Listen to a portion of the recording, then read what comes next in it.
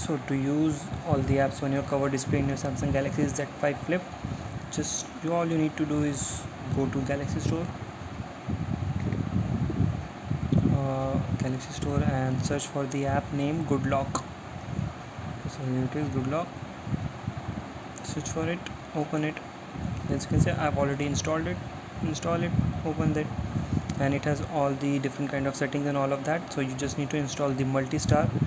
Once the multi-star is installed, all you need to do is go back to your settings and search for cover display. You can see I can go to here, and here is cover screen, and in the widgets just enable the launcher, click on launcher and select the app you want.